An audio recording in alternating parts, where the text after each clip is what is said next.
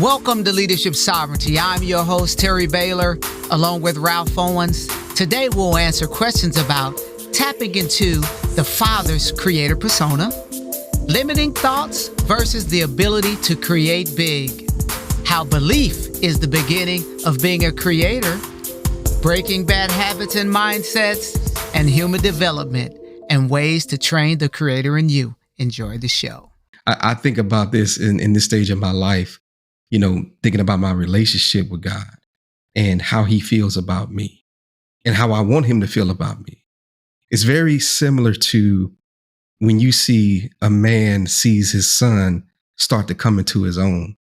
Right. And you see your son start to do some phenomenal things, and the pride that you get in saying, oh, that's my boy right there. That's mine right there. You see what he's doing? That's mine right there. That's how I want to make him feel about me. And I don't want to limit my life to these small thoughts when he's given me the ability to create big. Right? So creator, it is essentially the game changer in your thinking, right? That allows you to become whatever you want to be. And here's a thought that the Bible says, I believe Jesus said this. He said, anything is possible to him that believes. Oh, yeah, that's right. Yeah, you got to first start there.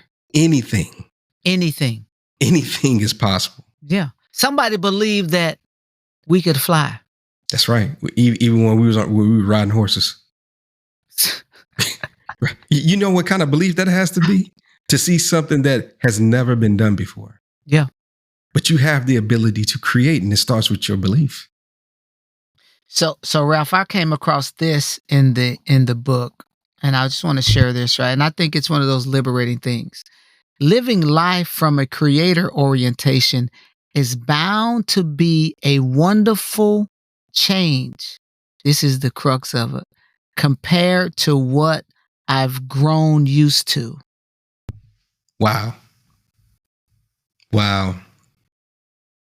There are some habits, man, mm-hmm. that we have that just haven't promoted that we're creators, right? And I'll give you a simple one. Now, granted, I admit as a parent, I had to learn how to manage through it, because when I was being parented, this was a philosophy that I wasn't raised with. But I'll give you a simple creator's, I'll say, process or mechanism. If you have small kids, I would advise you to take the challenge, be mature enough to handle it. But one of the things that I share with my kids, man, and granted, again, we have to be adult enough to be able to manage it as they get older. But I told my kids, look, you can say whatever you want to say. You can ask me whatever you want to ask. There are two prerequisites. You can ask any question. There are two prerequisites. One, it has to be done in honor. It has to be done in honor. Right. And two, you have to understand that your parents have the ultimate say. Yeah, that's good. But you can say, you can articulate what any idea, even if it's in opposition of what my ideal is, right? Because growing up with the ideology of being seen and not heard, it is a creator killer. Yep, sure is. It's a creator killer. Now, granted, when they get 15 and 16, you're going to have to really be mature. I'm just letting you know. Because here's what I learned.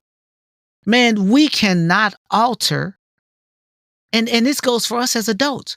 We cannot, because we're going through different phases. The growth and development of a human being, you can't alter that. And I had the privilege, I guess it's the privilege, of having stair steppers 2 years apart. And I would tell my wife, oh, here it comes. I can see it. Yeah. That stage. Yes. It's that stage. Yeah. There's a 12-year-old stage. Okay. There's a 15 and 16-year-old stage. Yep. There's a 17 and 18-year-old stage.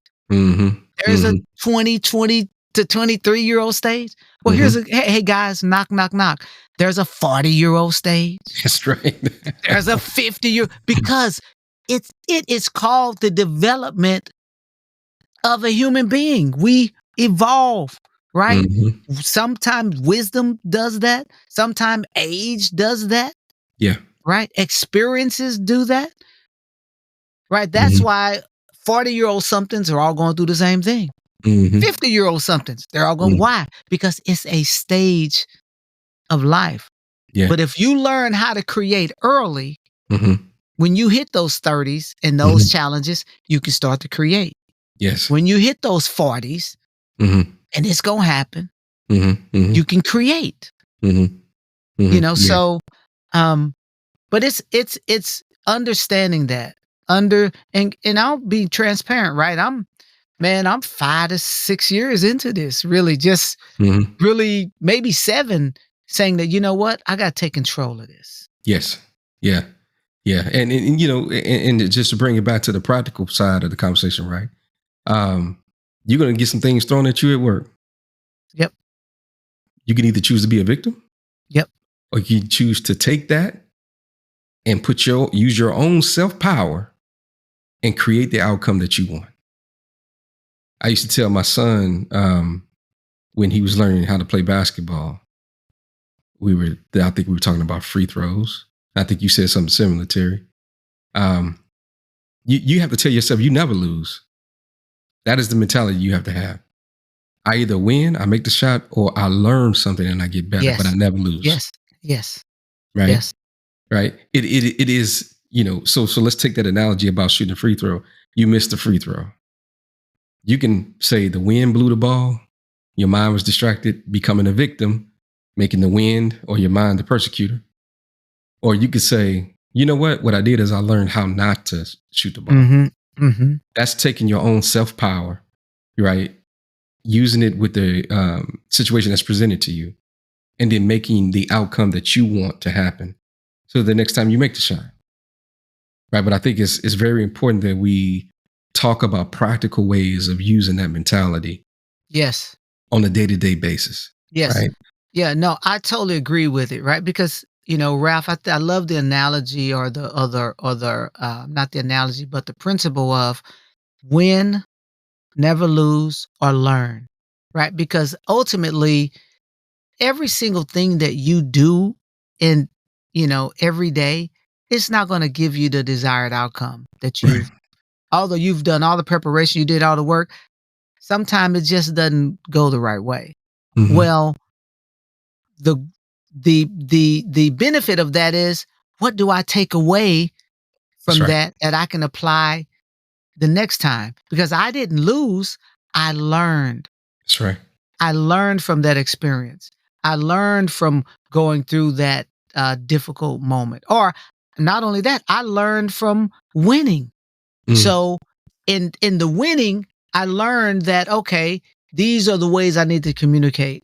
These are the types of people I need to continue to try to have in my circle. Right. Because even with a win, there are some things that didn't, you know, hit on all cylinders. Right. But there's an opportunity at the end of the day, growth. And that's really all that we're all looking for. Right. Is to grow every day, is to become good communicators, become problem solvers, right? Become the individuals that when a solution is needed, be the individuals that when winning people need to be pulled together, folks with good attitudes, folks with the proper mindset. We want to be associated with that group of people, Ralph, because you say this all the time. People want to do business with people they like. Like, know, and trust. All day, every day. Like, know, and trust. And so if we're operating right, and we see this dreaded triangle occurring, we can decide, okay, you know what? Let me be a creator. Yes. Yeah. Yeah. It's a very empowering thought that I have the choice to not be a victim.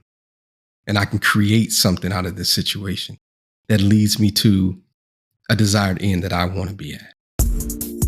Thank you for being with us today on Leadership Sovereignty. Stay connected with us on X, formerly known as Twitter, and on Instagram by searching for Leadership Sovereignty. And just like this podcast, let's all collectively grow as we go. God bless.